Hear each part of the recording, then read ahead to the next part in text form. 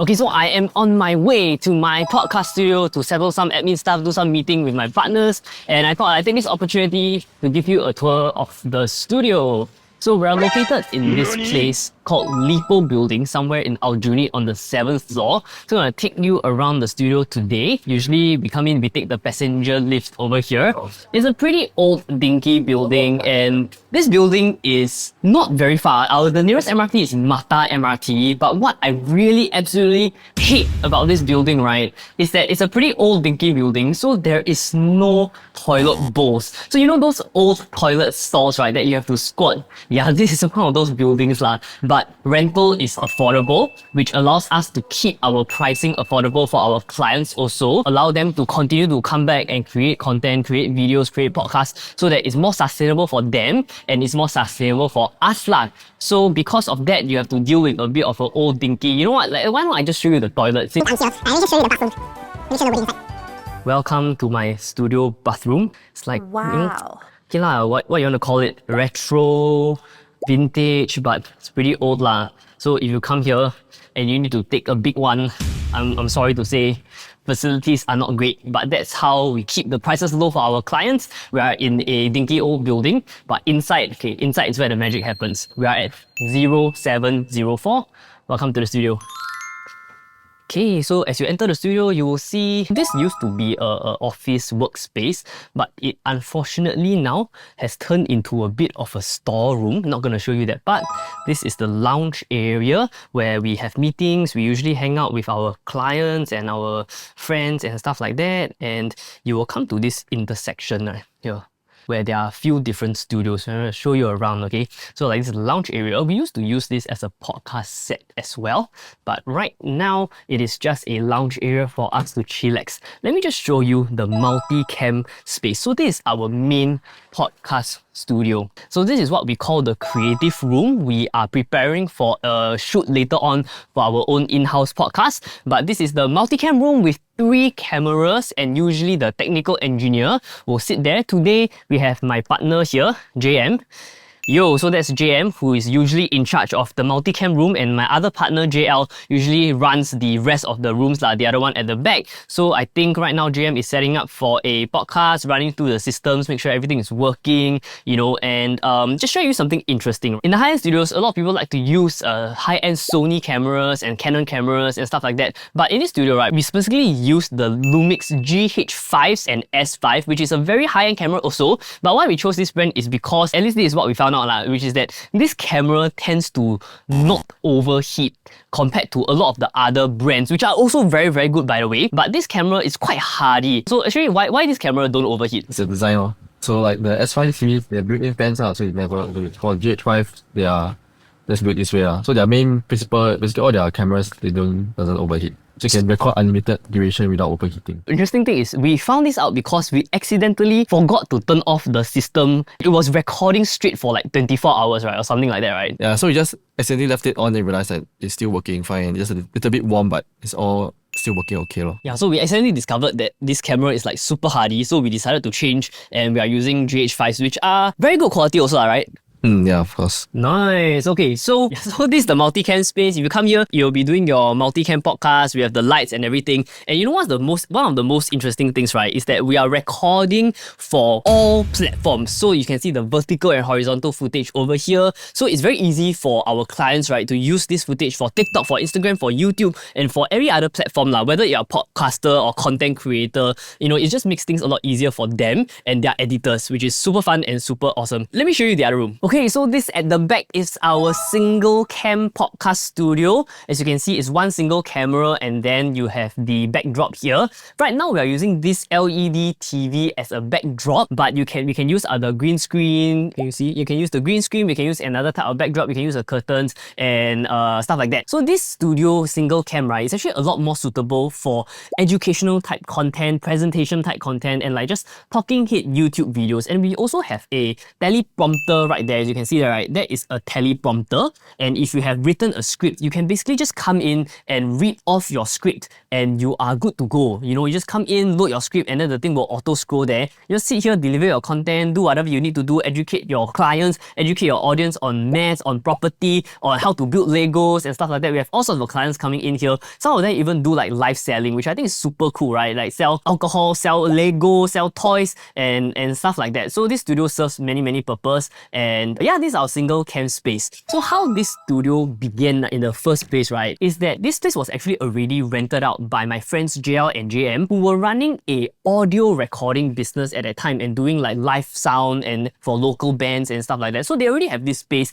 pretty decent rental, old dinky building. And at that time, I was very interested in podcasts, you know. At that time, I thought that, hey, I think there is a market for podcasts, you know. And I thought that, you know, creating podcasts is something that many people want to do. But at that time, when we first started this studio, there weren't many services providing podcast and content recording production services. So I told them, I did my research, right, and there's a market for it there. And they also have all the audio / camera equipment here already. So I just reached out to them and I asked them, hey, guys, do you want to partner up to do this? I did my research, right, and I think this one really can try, because I think if we are able to offer up the services at a lower price point, right, I think it can really help a lot of businesses, especially freelancers and solopreneurs and SMEs, which if you follow me, you know that I'm very big on working with freelancers, SMEs and stuff like that, because I am one myself, right? I know how difficult it is to run a small business. So the goal here was really to see if we can add value to these businesses and of course make some money at the same time, right? So lo and behold, we are 1.5, almost 2 years into the business, and it turns out that my research, my hypothesis was true. There was a growing demand for podcasts and content creation, and a lot of people are stuck, right? Because sometimes they want to start the thing, but then there's so many equipment to buy. There's like thousands of dollars of equipment to buy, and not just buy, but to learn how to set up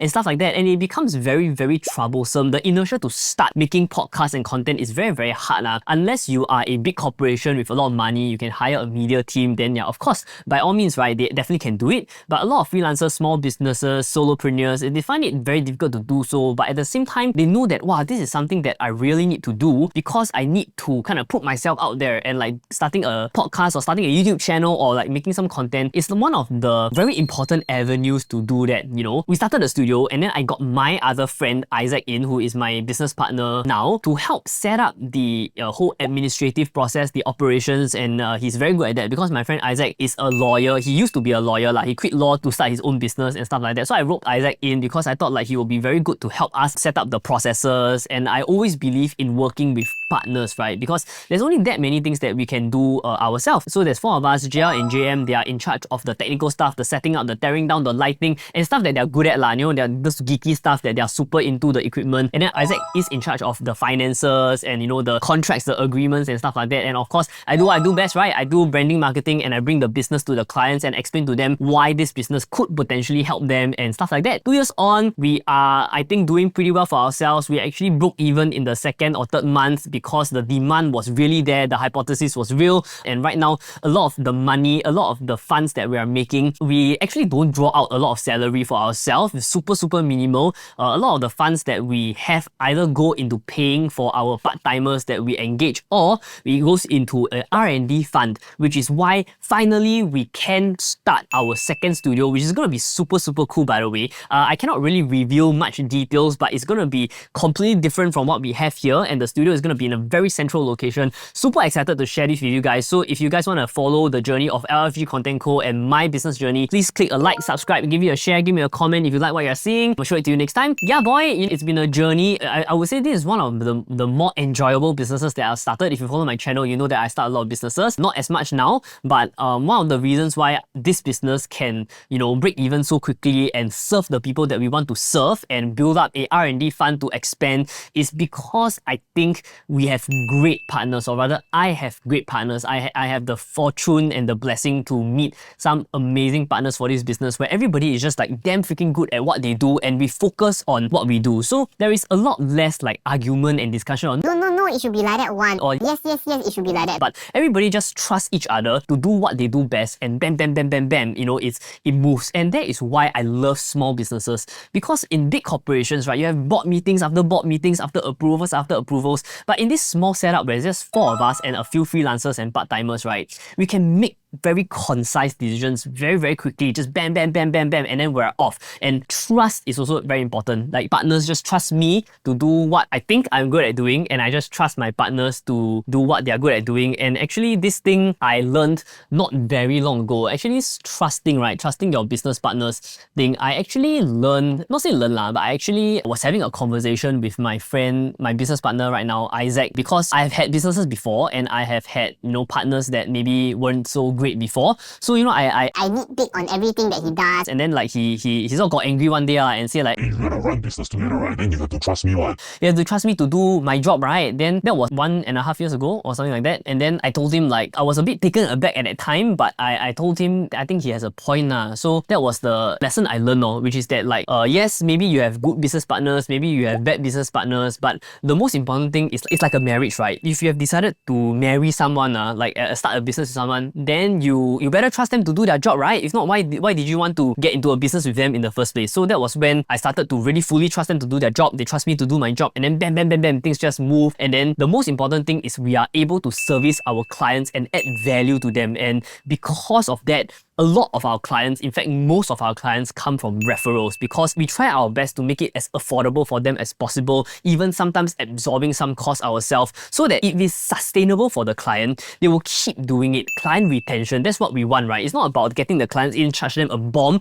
and then after that, they realize that, oh, actually, it is not sustainable for us to keep paying few $1,000s a month to make content. But if it's a couple of $100 a month, actually, it becomes a lot more sustainable for small businesses, entrepreneurs to consistently put out podcasts, consistently put out content to engage their audiences, right? So yeah, that's the concept of it. Yo, okay, so wrapping up, the year has ended, and then we just received our POV. Receiving our Chinese wine. This year was a very good year for our studio, mainly because of the support of our clients, especially our regular. Whoa, come home, everybody home, come. I think they make from the... We just wanted to thank our regular clients for supporting the studio, and our partners. And our referrals. But also, because of your support, we are able to progress as a studio, as a company, to continue to serve the people that we want to serve. And very, very exciting, coming up in 2025, we will be starting a brand new studio. More details to be reviewed on our social media and my own personal social media soon. With your support, we will continue to grow the studio and serve the people that we hope to serve. And let's grow together for 2025. Grow together. Now we are going to go for the annual LFG dinner and dance. So we'll see you there. More dinner than dancing. Thank you so much for watching, and if you want to follow my journey starting businesses, sharing with you my learnings and the mistakes I've made, as well as some of the exciting stuff that's going to happen in 2025, please give me a subscribe, a like, a follow, a comment, and I will see you in the next video. Peace!